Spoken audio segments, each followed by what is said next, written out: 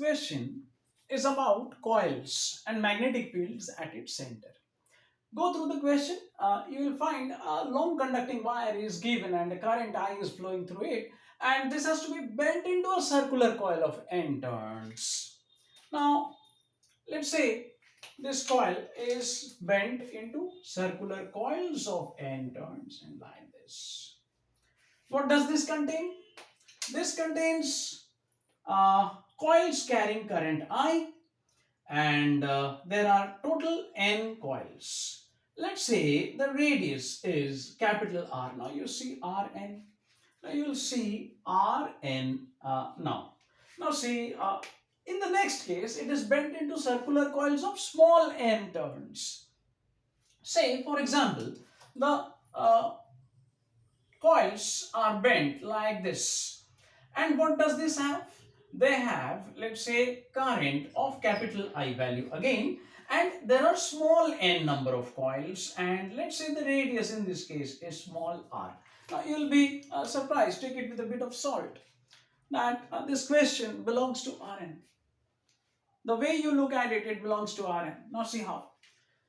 The length, entire length of the coil here is equal to 2 pi r, circumference of one coil, into number of coils, and that's the total length of the wire.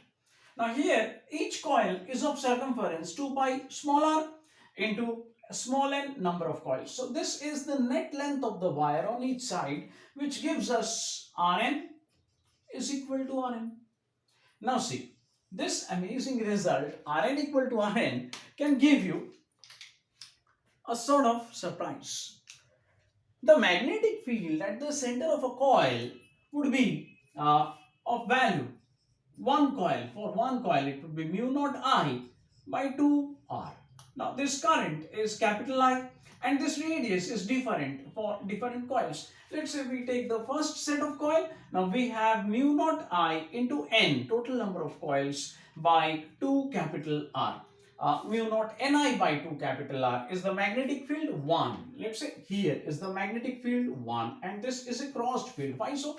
Let's say the current flows like this. Let's say the current flows like this. Then what?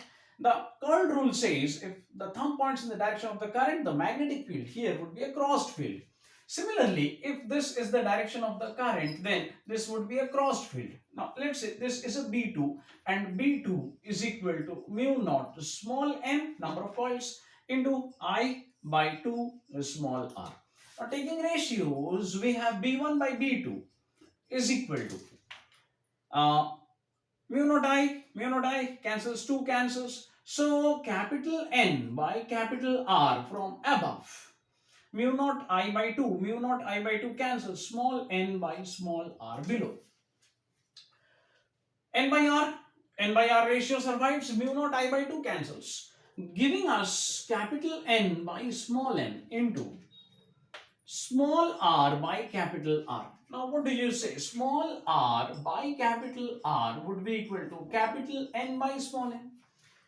And therefore, this gives us a value capital N square by small n square as B1 by B2 resultant ratio. Hence, the answer should be this. That's all.